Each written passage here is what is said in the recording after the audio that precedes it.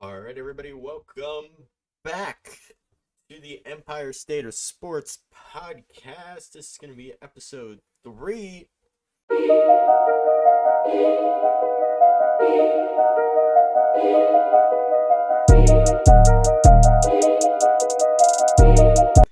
We have a little bit to get through today. We're obviously going to start with those championship games from the NFL.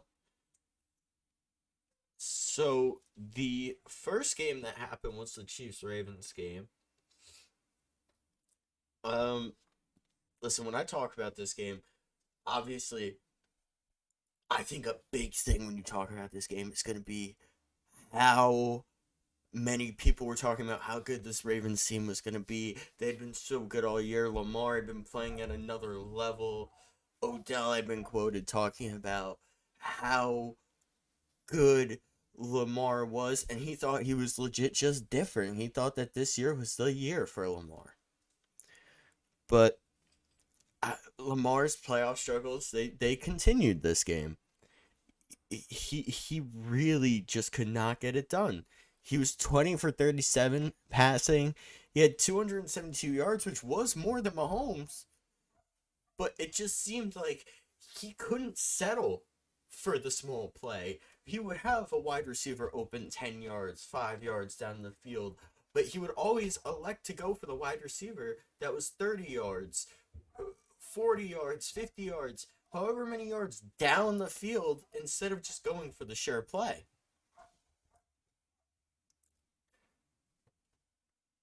He obviously had that crucial interception later on in the game, which was in the end zone. To me, he was throwing that ball to nobody. I think that's what everyone saw. And he was mad after that play. Obviously, I would be mad too, but I'd be more mad at myself. Like, who am I throwing to at on that play? I don't know. I don't know if this is more of how bad Lamar played or how good that Chiefs defense played. They were just incredible. They were putting pressure on Lamar. I talked about it on last week's episode. I said if they can contain Lamar's rushing game, the Ravens were really going to have no choice but to switch to Gus Edwards, but they just didn't. To me, I think that's a huge indication on Lamar's ego. Lamar just he never wants to even cook for this playoff run, and they just did not use him. I don't know what it is with Lamar and the playoffs. If it's he thinks he has to do it all himself, is it coaching? I don't know. I don't know. But I'm gonna talk about the Chiefs for a second because the Chiefs, everyone seems to hate them. Everyone seems to hate them. I like obviously like it just seems there's that quote from Batman, and it goes sometimes you live long enough to see yourself become the villain. And I just think that's the Chiefs because if you go back a few years ago, everyone wanted the Chiefs to beat the Patriots. Everyone did. And now no one wants to see the Chiefs win. But to me, I think it's so good for football. This team just brings another level to every game. They really do. This year they're even a different team. They're a more dynamic team. They can rush the ball, which in recent years we haven't really seen the Chiefs have a guy that, if you hand the ball, has the chance to break free and get a touchdown almost on every play.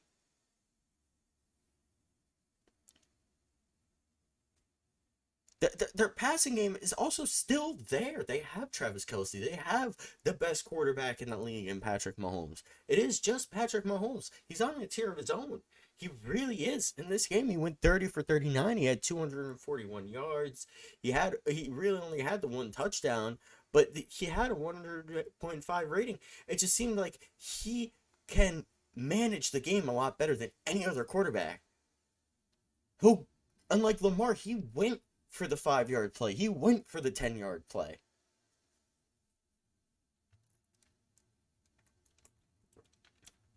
He was that guy.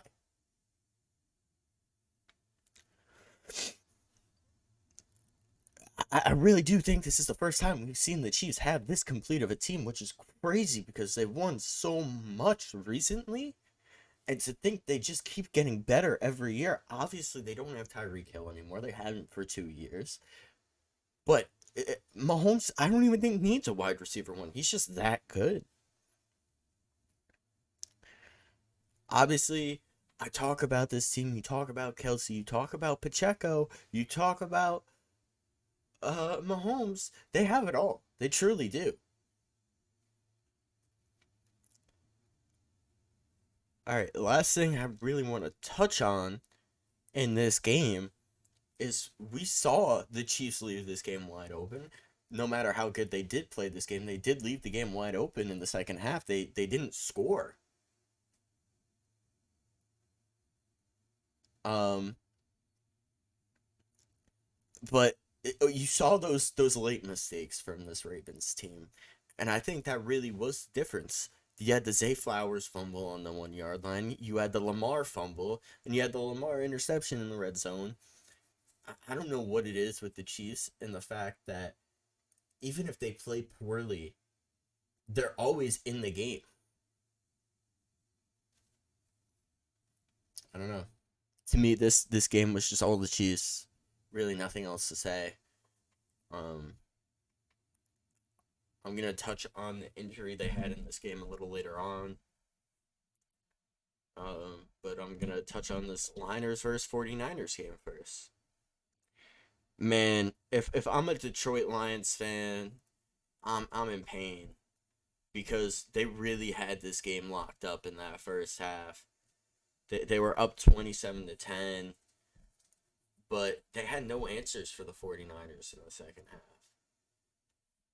They really didn't. Obviously, a lot of people are mad at Dan Campbell and going for the first down on fourth down, trying to convert. But to me, when you talk about Dan Campbell, it was this aggressive play style that got them here in the first place. It really was. People are saying, oh, you got to know the situation. You got to know, you got to go for it. Points are going to be hard to come by. They weren't hard to come by in the first half. They weren't. They were up 27-10.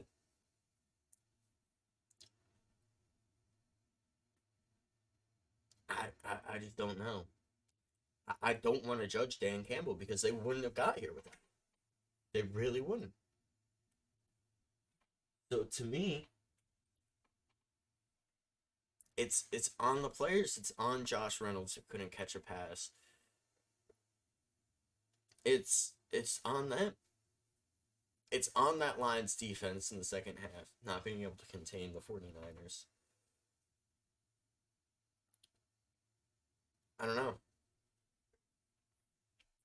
Listen, both QBs are really mediocre in this game, which everyone saw coming. They're both pretty much game managers. Obviously, Purdy had a lot of good moments in that second half, but he was utterly useless in that first half. A lot of people are talking about where do you rank Brock Purdy? If he's on any other team besides the 49ers, he's a bottom 10 quarterback. Period.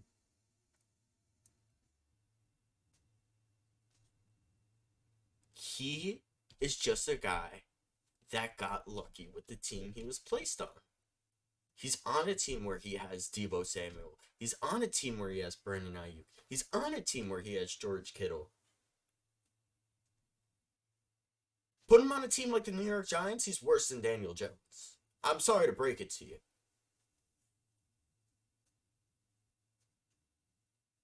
Not to say he's a bad quarterback.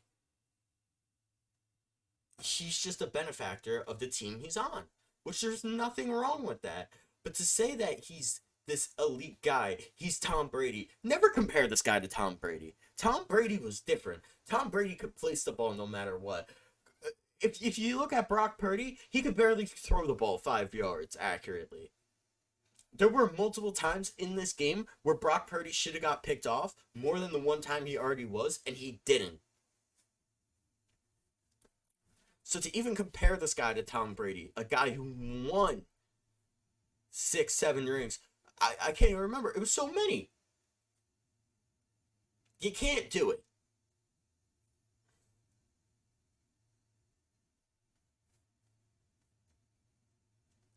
Anyway, I'm going to talk about the QBs again. I know I got off on that little tangent on Brock Purdy. Jared Goff was 25 for 41. He had 273 yards, a touchdown, and an 88.8 rating. To me, him and Brock Purdy, very similar quarterbacks. They're guys who are going to use the weapons they have, but they're not going to throw an unnecessary pass down the field when they don't have to, which is perfectly fine. But when you're down and when you need a big play, when you need to convert on fourth down, when you have an aggressive coach like Dan Campbell, to me, Jared Goff just doesn't work out. He doesn't. Obviously, Josh Reynolds dropped the ball twice, once on one of the fourth down conversions. Game would have looked much different if that wouldn't have happened, but the game would have looked a lot different if they would have just kicked the 2 field goals. But like I said, I'm not blaming Dan Campbell on this game. I can't. I can't do it because it was that aggressive play style that got them here.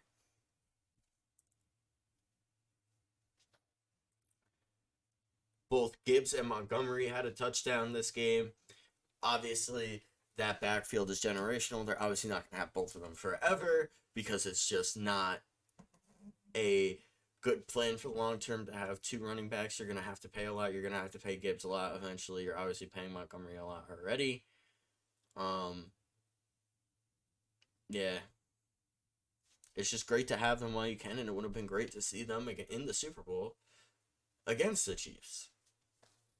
On the other side, McCaffrey does McCaffrey things. He has 90 yards. He has the touchdown. To me, he's that guy where he matches perfectly with Brock Purdy. But Brock Purdy will just go for that 5-yard play. And a 5-yard play with Christian McCaffrey can turn into a freaking 90-yard play with him. To me, when I talk about this game, I just want to say the Lions lost this game. The 49ers didn't win. The Lions lost. There's really nothing else to say when you talk about that game. Moving on to news around the league, sticking with the Lions, they're going to keep their offensive coordinator, Ben Johnson. Obviously, he was interviewing with some teams for other coaching jobs, head coaching jobs. But he's going to wind up staying. It's good for the Lions to keep their offensive coordinator. They had one of the top offensive in the league this year, top 5. Very good that they're going to be able to keep him, and they don't have to look for him. They could just focus on next season. Jerry Jones is saying the Cowboys are going to go all in 2024. Listen, Cowboys fans do this every year. It's a cycle. This year's our year. Oh my God, we had such a good regular season. This year's our year. And then they get pounded in the first round by a team that shouldn't even be there. I don't know what to tell you. Same old from Jerry Jones.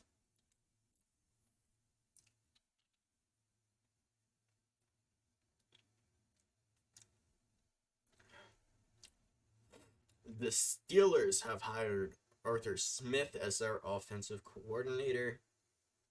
I don't know. All I know is he did terrible as a coach of the Falcons this year.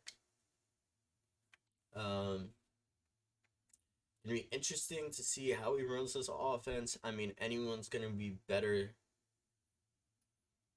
than the guy they had last year.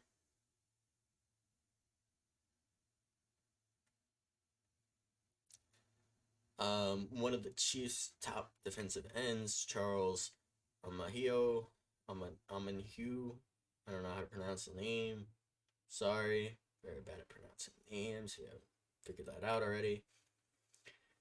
He tore his ACL. So obviously a big blow to that Chiefs defense. He had a strip sack, I want to say, against the Ravens.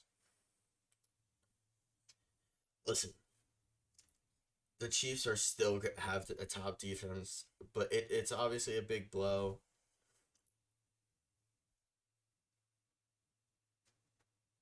To me, it doesn't really change things much. The Chiefs are the Chiefs. And until I think the only player that can change the course of impact the my thoughts on the Chiefs much is going to be either Travis Kelce or Patrick Mahomes. Those guys. That's it. It's them and the supporting cast when we talk about the Kansas City Chiefs. No one else.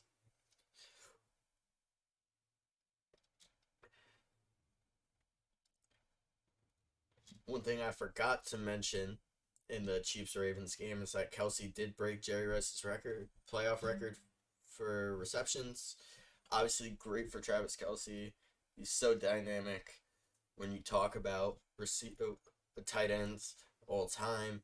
Obviously, he can't really block well, but when you talk about a guy that could catch the ball, a guy that you need to show up in big games, he's going to be there. He's that guy for you.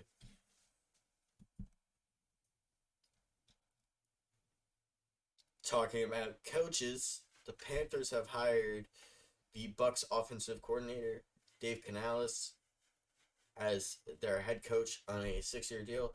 Obviously a very big deal for the Bucks, but when you talk about the Panthers, their offense was absolutely abysmal this year. So to me, I don't really know what they're seeing in this guy, but listen, he could easily be that guy. I mean, I don't know. I don't know.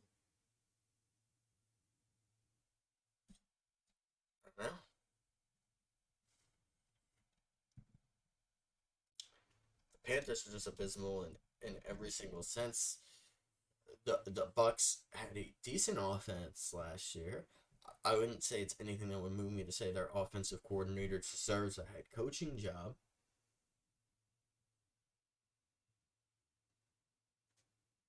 I don't know.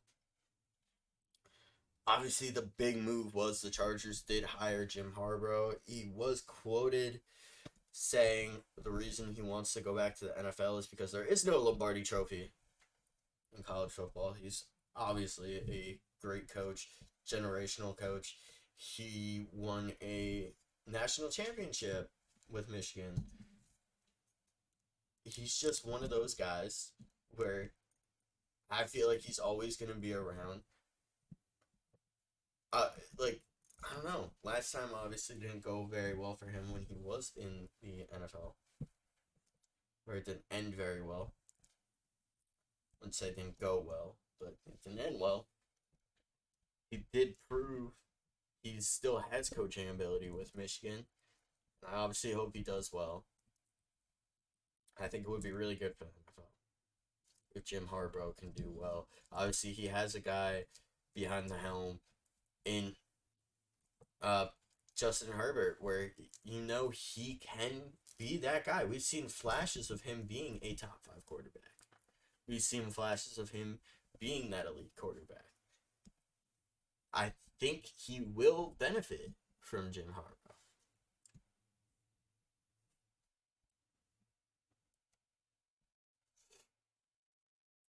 I'm going to move on to my New York Giants. They did recently interview Brandon Daly, the Chiefs' backs coach, for their defensive coordinator job. When you talk about top candidates for this job, a lot of people are throwing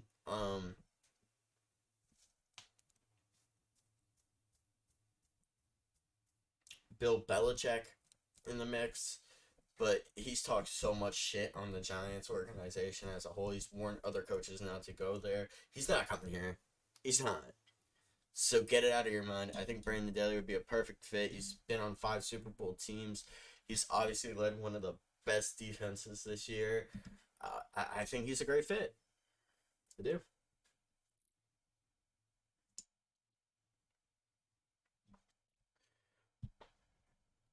Saquon has recently talked about he can see himself playing elsewhere.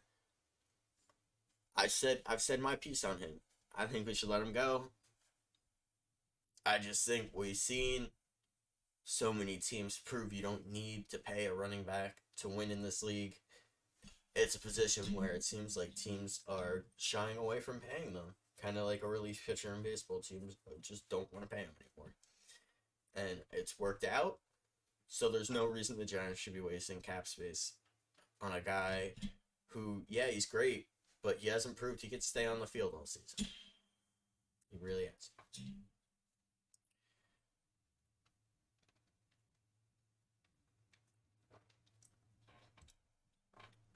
Kayvon Thibodeau recently said the Giants should have paid Barkley before Daniel Jones.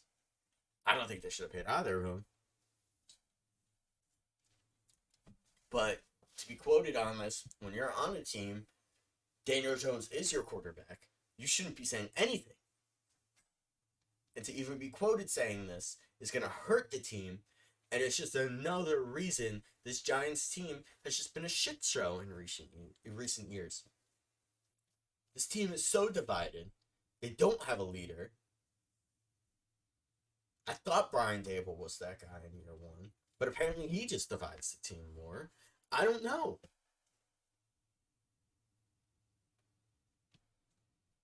I really just I don't know about the Giants situation right now.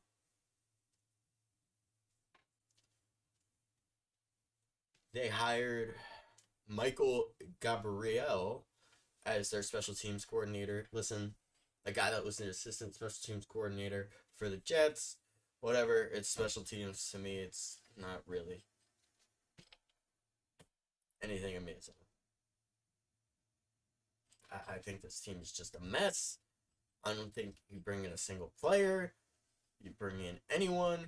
I think you got to tear it all down. This team just is a complete disgrace, and it has been ever since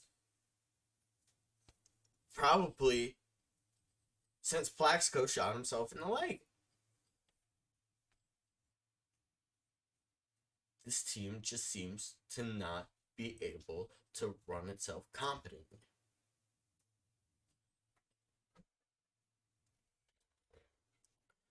Right. Moving on. I don't know. Giants just pissed me off. The Jets have hired Tony Dowse as their running back coach. He spent 5 years as a running back coach in Tennessee. Obviously, he coached one of the greatest running backs in Derrick Henry.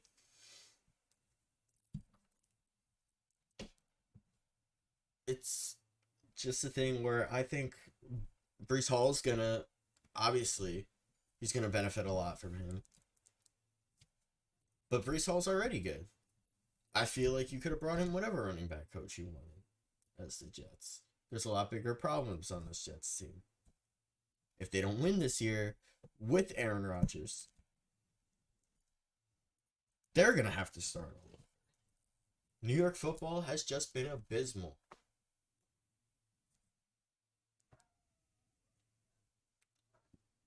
Right. So that's really all I have for the NFL today.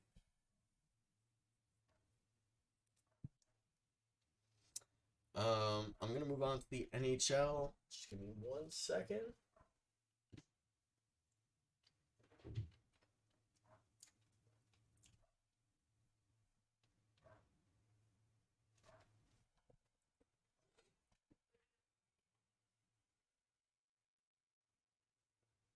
So there was major news recently in the NHL where 4 players were summoned to London, Ontario. 4 members of the 2018 World Juniors team: Carter Hart, Michael McLeod, Dylan Dubé, and there was one more.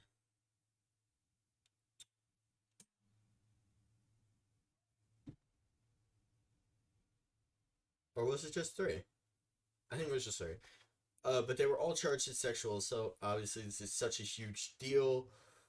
They shouldn't come back until the legal matters are settled. They obviously have all pled innocent. if you want to look it up, all of their lawyers have issued statements about how they're all innocent. To me,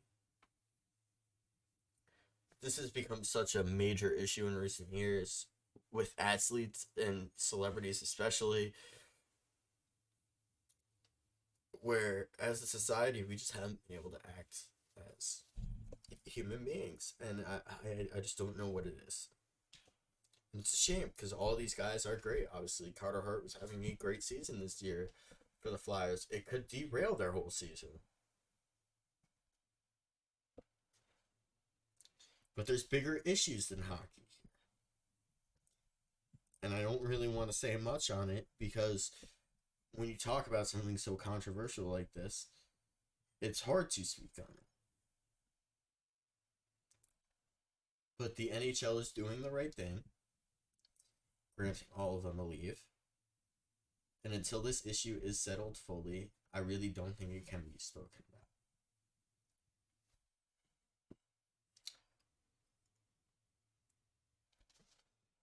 So we have two new members of the NHL All-Star festivities. Bratt was added to the All-Star game, and Matthew Barzal has replaced Jack Hughes in the skills competition. Obviously, just two good players replacing one of the greatest. Not going to be the same without Jack Hughes, but it is what it is. I think they chose two pretty good replacements for him.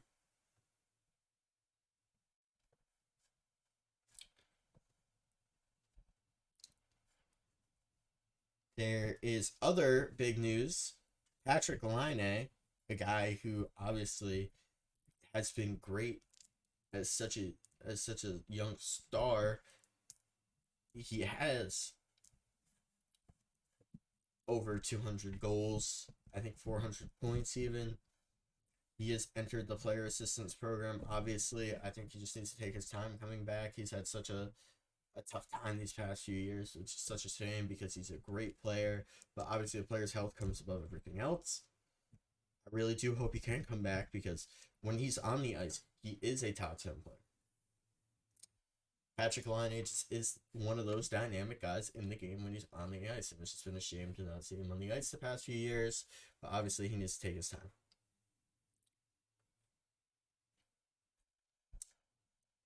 Austin Matthews has scored 40 goals on the year, and he reached career point number 600.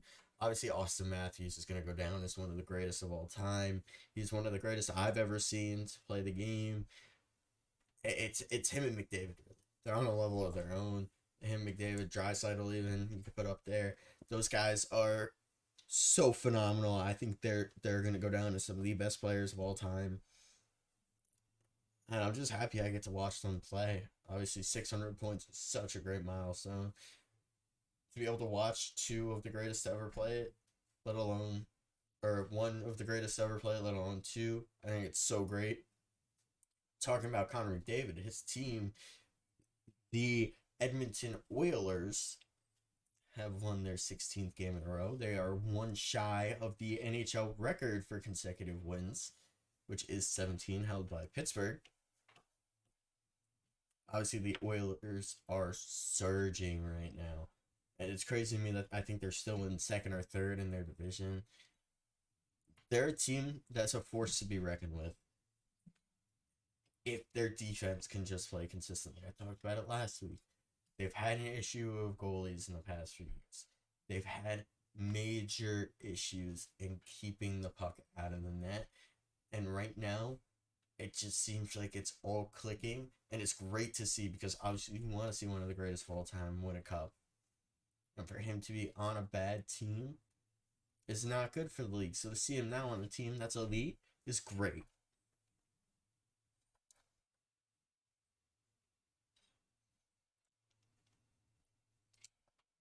News that is worrying to me is that Drew Doughty of the Kings says the team isn't playing as a team and is worried more about individual performance. Obviously, when we're all kids, we learn to play as a team. We learn there's no I in team, and I think sometimes professional players do get caught up in individual records. And I think that's what makes the greats so great is none of them ever really care. You look at Nikola Jokic in the NBA. You look at McDavid. You look at Matthews. You look at all these players. None of them are ever worried about their individual performance. They think it's great when they do well, but they think it's great when the team wins above anything else. And to see a Kings team that has such a talented roster like this have players that are so invested in personal performance over overall team game is such a bad thing for the NHL right now, and I hope the Kings can figure it out.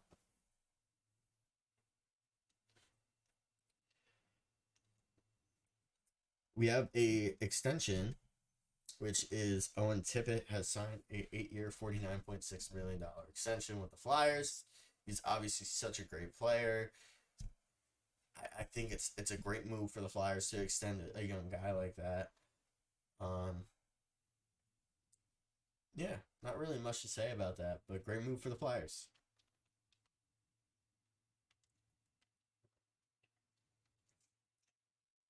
Jacob Chychrun has called out his rumors of being traded. He says that they're ridiculous, and he does not expect to get traded. Obviously, the guy I would have loved to see my New York Rangers get, but it just seems like he's not going to be on the move. Shame. I think if you're a guy like Chychrun, you would want out of a team that's not playing so well. You'd want to be on a team that competes, but I guess not. The Winter Classic jerseys were revealed this week. Listen, there were one or two good jerseys there. Obviously, my New York Rangers jerseys were really, really good. I think the Devils jerseys were really good. When you talk about the Flyers jerseys, it's just a regular jerseys, just plastered with different piping on the sleeves. The Islanders jerseys to me were just abysmal. It said Isles across the chest in block lettering. Nothing special about them. To me, it's just another way for the league to make money. It's all about the money. Obviously, some great jerseys, but they're never going to be worn again after this game. So, all right. Well, I'm going to talk about the New York Rangers. Right now, they're obviously very worrying to this fan base.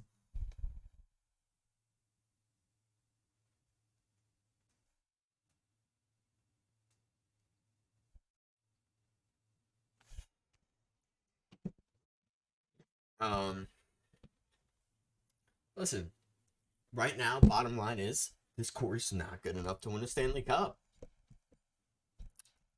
Their star players play so inconsistently. I feel like the only one all year that has been consistent, or the only two, are Panarin and Trocheck, and everyone else seems like they can't get on the same page. And they need a lot more players if they're going to want to make a run at this. Obviously, no Filipino hurts. As all season they haven't had him. Their depth at center has been abysmal, especially with Mika Zibanejad not playing up to his potential.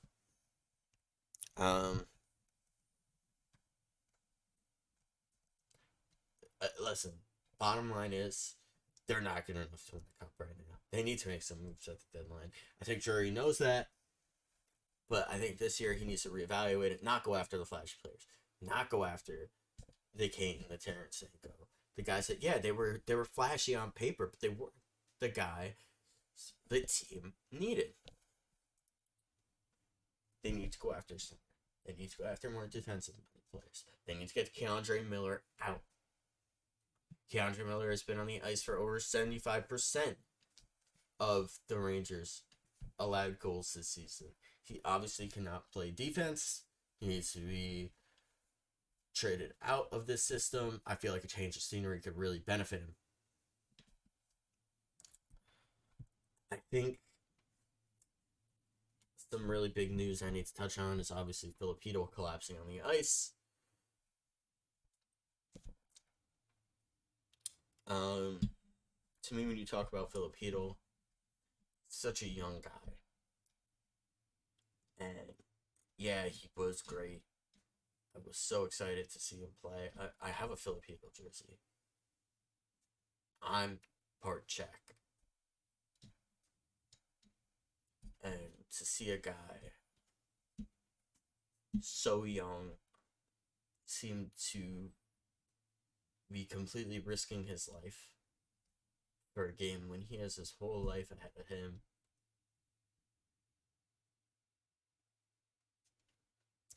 I just think he really needs to evaluate this. I think he is. Obviously, it's the right decision for him not to play the rest of the year. But I think he needs to evaluate hanging up the skates. It hurts to say. Because he was such a big part of this Ranger team.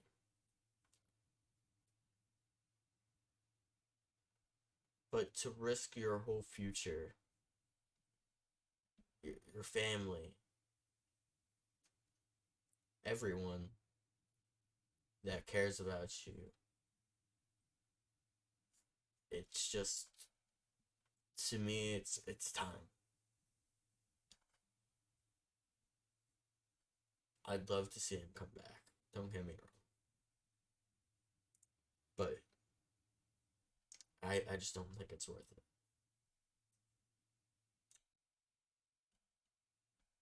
On to a lighter note.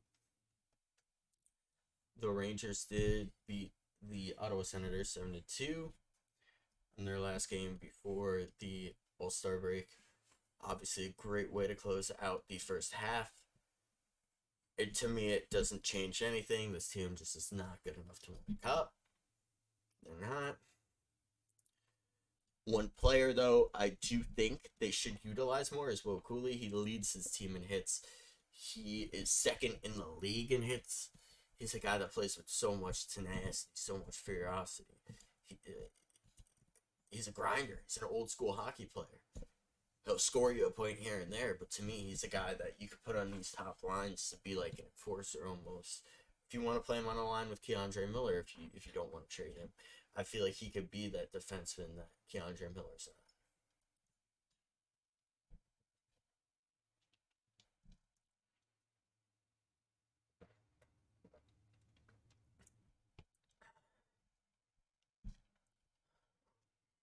But yeah, Will Cooley has really been a bright spot on this Ranger team. I feel like he's just getting started. He could be a really good all-around player. His offense has even picked up as of late. I feel like, yeah, just Will Cooley, get him on the ice more.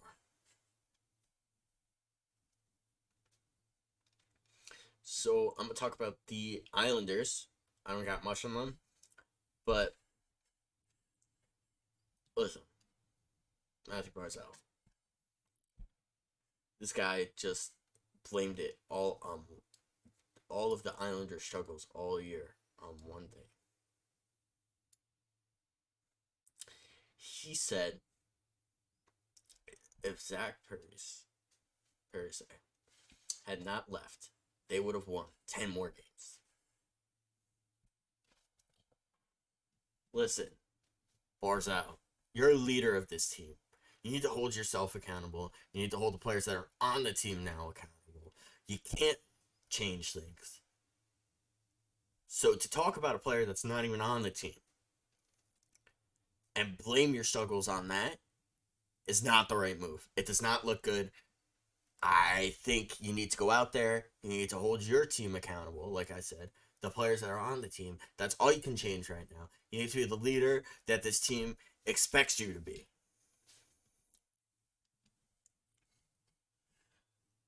Alexander Romanov has been a guy that's heating up as of late.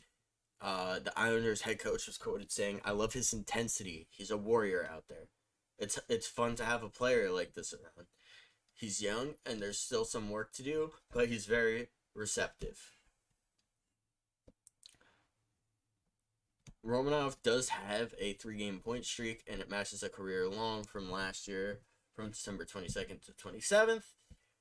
Listen, he's a guy I've been high on for a while. It's great to see him finally coming around and playing to his potential. He's more of an offensive guy on defense, but he is a guy where if they can get him going and he can play to the potential this Islanders team expects him to, it's definitely a step in the right direction for an Islanders team that's on the fringe of being able to compete in the playoffs. Romanov said after a game recently, he's just skating with the puck and he's trying to create offensively. Which, obviously, creating offense as a defenseman is great, but I don't think that should be your sole purpose. I think that's where Keandre Miller's gone wrong. So I think the Islanders have to be a little careful with that. But it's great to see a guy like Alexander Romanov finally starting to play to his potential. So I'm gonna talk about the NBA a little bit. Jokic versus Embiid has obviously been a thing for the past few years. They're two of the game's most generational talents playing at the same time. Obviously, both of them have won an MVP the past few years. They were 1-2 last year. They both, to me, the thing that's so interesting is they both have so much respect for each other. They both talk about how good the other one is, how they're both doing great things, how they're both on different levels. And to me, that's great for the game when you have two stars that don't hate each other, when they respect the way that both of each other play. But one thing that was interesting to me is Joel Embiid just did not play. He was a scratch when he played the Nuggets.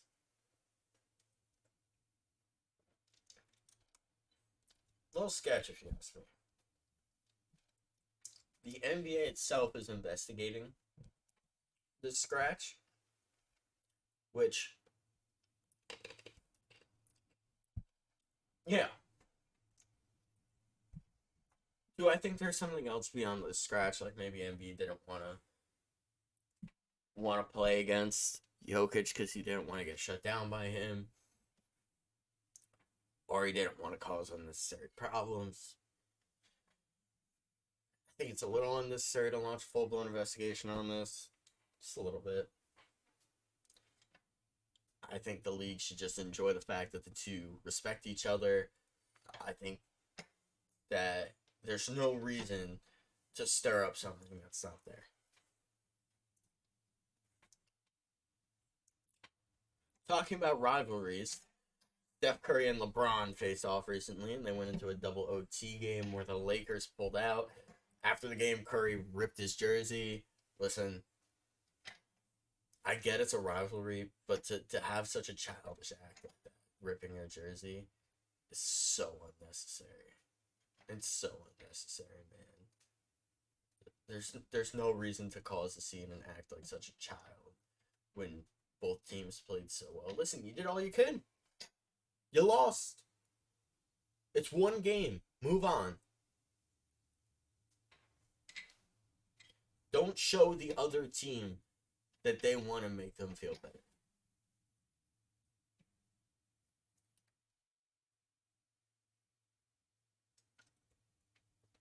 One thing my coaches always taught me was never let the other team get in your head. And by Curry ripping his jersey like a full-blown child shows that the Lakers are in his head. Just not a good look. Obviously, one of the biggest stories of this past week was Luka Doncic scoring 73. Obviously, two back-to-back weeks, we had people scoring over 70. We had Embiid scoring over 70 the week prior. Listen, Lucas is on another level this year. He's averaging like 30 points a game, almost 10 rebounds. He's just incredible. I wish my Knicks would go out and get him, but I just don't see it happening.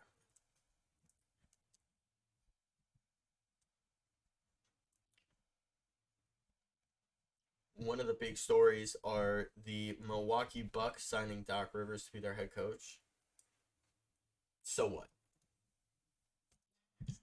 You have Giannis. You have Dame. You have it all. You have the players. To me, it's not going to change shit. Giannis is so full of himself. He's a guy where he will blame everyone else. He wanted to be the only guy. He didn't want to have a star with him. And they got Dame. And all he does is complain. It's never enough. Like last year when he said, "Oh, well, Michael Jordan don't win another a championship. The season was a failure." Yeah, he considered those seasons failures. And the difference is, he has 6 rings. You don't.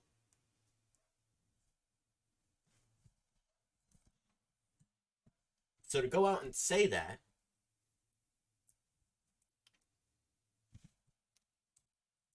just shows to me he's not a competitor. He cares so much about himself and not about the team. I talked about that earlier with the Kings. You gotta care about the team above everything else, not you. The championship is the goal. It's the goal. There's nothing wrong with saying it. The season was a failure. And Doc Rivers, great coach. He's not going to change anything.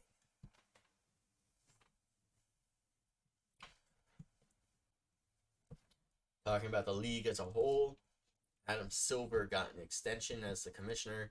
He's one of those guys where I haven't seen anything bad about him. You see a bunch of bad things about all these commissioners. He's been a commissioner to me where you've seen him. There hasn't been anything bad on it. So good for the NBA to sign him to an extension.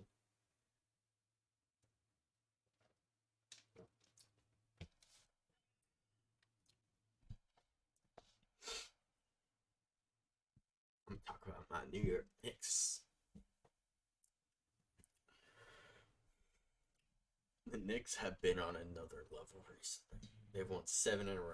To me, the best win out of any of them was when they blew out the Nuggets 122-88. They won that game by 34 points. They beat the former champions by 34 points. Without Isaiah Hartenstein.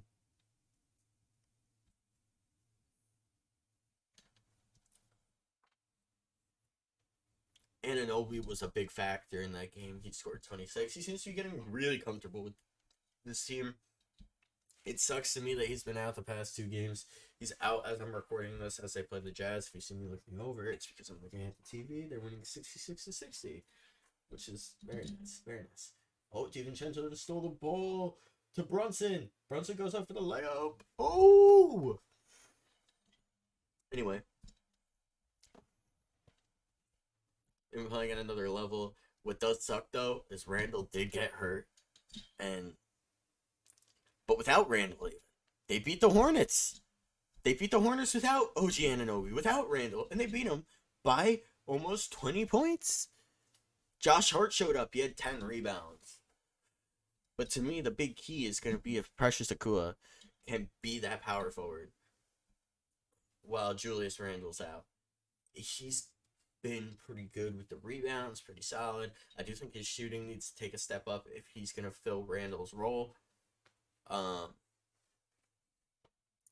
going to talk about one trade, which is going to be between the Nets and the Knicks, is Mikal Bridges.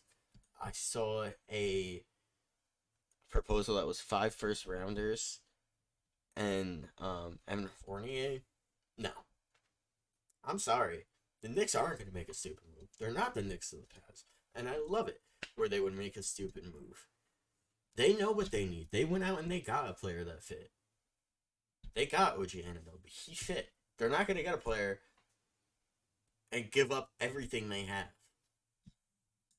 They're a smarter Knicks team, and I love it. I'm loving every second of being a Knicks fan right now, and this is the first time in my whole life where I've loved being a Knicks fan, which is great. Talking about the Nets, Ben Simmons made his return versus the Jazz. He had 10 points, 11 assists, and 8 rebounds to lead them to a win against the Jazz. Man, everyone was talking about how Ben Simmons makes everyone on the court better. I feel like they're just trying to boost his trade value. Great to see Ben Simmons back on the court, though. He's a guy where, in the beginning of his career with the Sixers, I thought he was going to be a great player, but he proved to just be one of those guys, like a Harden or like a Durant, where they just are a head case and they won out, which is a shame. Kevin Durant talked about recently his return to Brooklyn, and he says he doesn't know what to expect. I feel like he's just trying to stir some unneeded hate between him and Brooklyn. Listen, you're the one that wanted out. The Nets fans are going to boo you. You didn't win a championship. You didn't make a championship. You barely won any playoff games in your tenure here. You missed your whole first season. And you asked for out.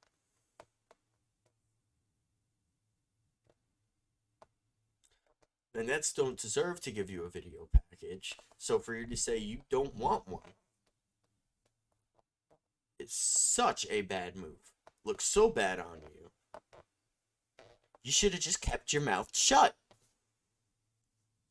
But like Kevin Durant, this guy who all he wants is to compete, apparently, and doesn't care about himself at all. Apparently, that's what he spews,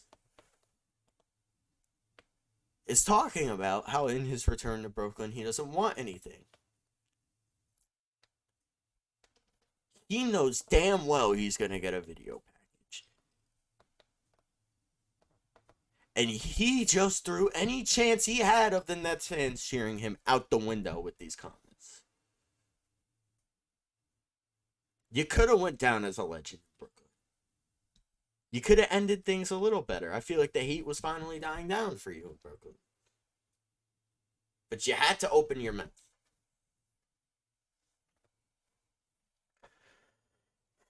Talking about players that are currently on the Nets, I feel like Cam Thomas is a guy where he has earned a starting job. The Nets coach says he's thought about it. I mean, guys, I see him going out, getting 25, 28, 30, whatever, how many points. I've said it before. I think he's the one youth guy I think they should keep. And he has done more than enough to deserve a starting job. On to the last segment of the show. It's MLB news.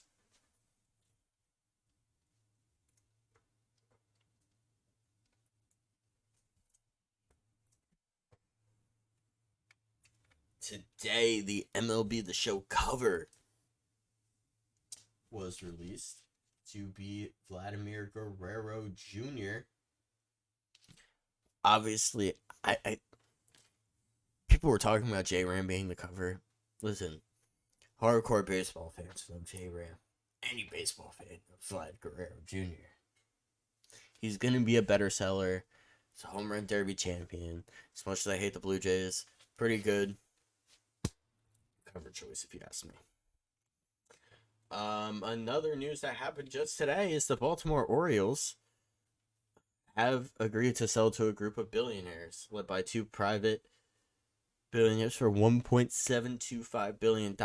David Rubenstein and Mike Orgetti are the leaders of the group. They're saying Rubenstein is going to be the head. They're also saying that Cal Ripken Jr. is in this group. I don't know why the Orioles would sell. They just made the playoffs. I feel like they're just finally getting in this spot where they're relevant again. I don't know why they're selling now.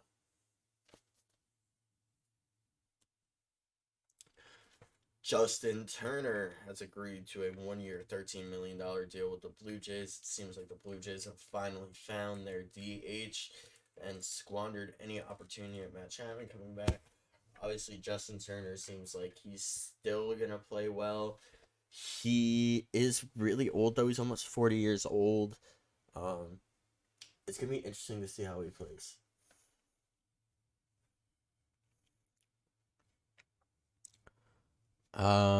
It was stated this week that DeGrom and Scherzer are going to be out until mid-season. Obviously, big blow to the Texas Rangers. It's going to be interesting to see how they play in the first half without those two. But I'm going to be honest, they made their whole World Series push without them. So imagine that second half they're going to have.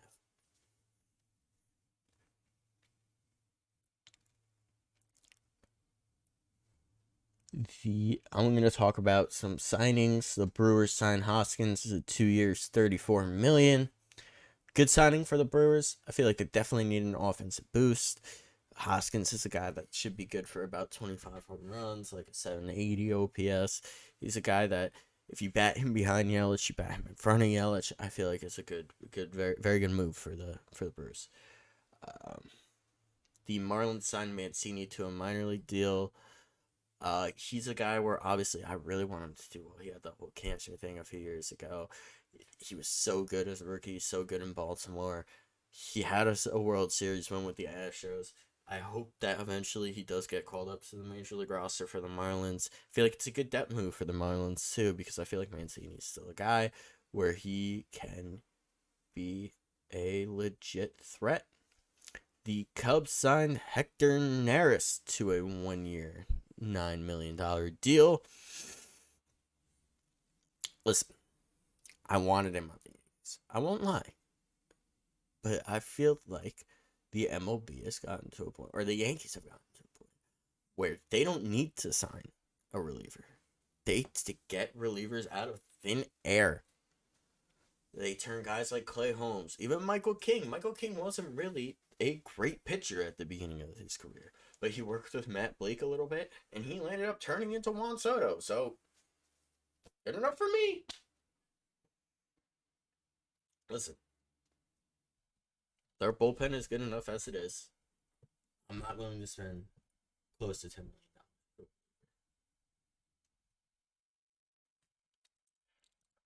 A smaller move. Adam Frazier signed for 1 year, $4.5 million with the Royals. He's a guy where he's been just about league average all of his career. Royals aren't really looking to compete, so I guess a pretty solid move for them. I don't know. A pretty heartfelt move, kind of like the Mancini move, is the Guardians bring back Carlos Carrasco on a minor league deal. He's home. He's home. I hope that this is his final ride with them. He gets some appearances this season. He goes out on a high note. The A's signed Alex Wood. Poor Alex Wood is all I'm going to say. Guy's going to have to pay for sodas in the locker room. Aaron Hicks signs with the Angels. Obviously, the Yankees are going to be covering like $19 million of his salary. Is what it is. He's a guy where I feel like he's going to benefit from that right field where if you hit it above the yellow line, it's a home run. Angels are going to suck this year, so why not sign a guy that sucks?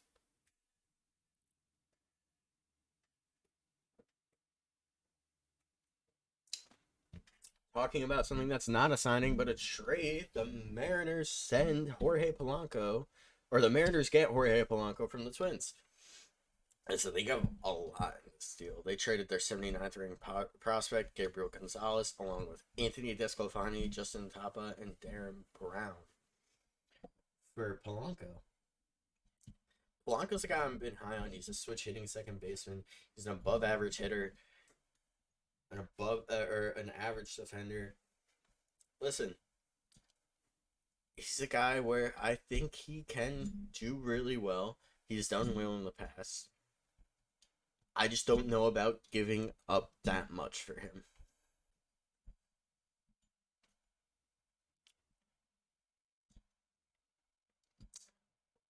I'm going to talk about the Hall of Fame now, or the Hall of Good.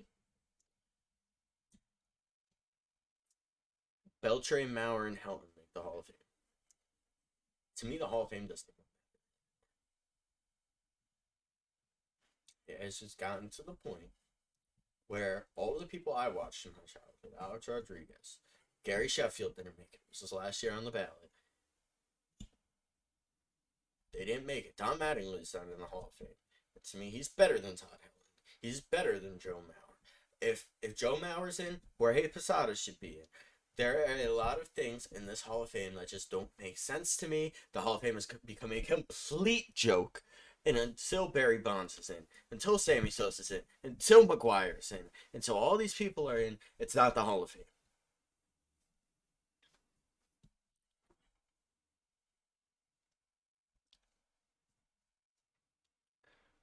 Before I get to my New York baseball news, I'm going to talk about the new Nationals jerseys.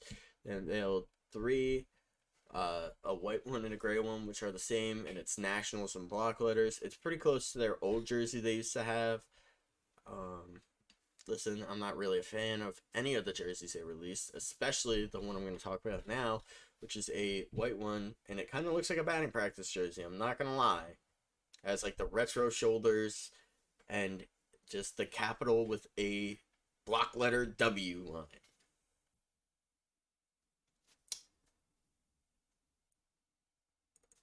It's just not good. Kind of like the Nationals franchise since 2018. Or 2019, sorry. Now on to the Mets. They signed Adam Ottavino again to a 1 year, $4.5 million deal. Obviously, Ottavino's a guy where he can be really good out of the bullpen, but he's also aging a lot. Gonna be interesting to see how a slider dominant guy can pitch at his age. You obviously expect his velo to take a step back. I don't know if that's gonna affect his break at all and his slider. Maybe he can adjust. There have been pitchers that have pitched a lot older than him. So I think it's a pretty good move for the Mets. Next thing we're going to talk about is Jeff McNeil hopes that Alonso stays long term.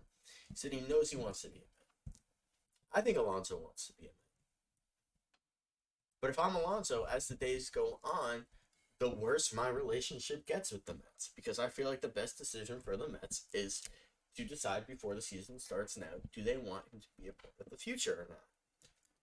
I think it's the best decision for him. I think it's the best decision for the Mets as a franchise, because right now is the time you're going to get the most for him. As every day goes by, the price for Alonso goes down. It's time they decide if they want to keep him.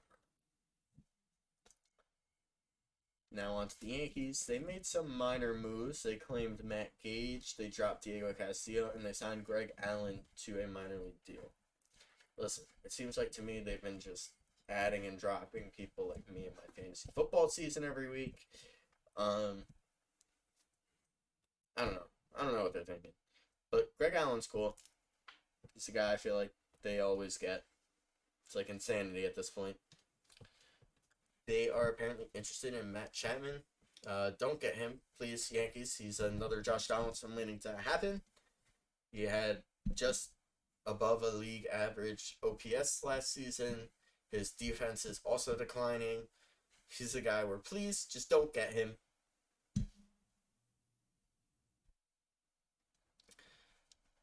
Lastly, they're still apparently the only team to offer Blake Snell a contract, so it's gonna be interesting if they go with him.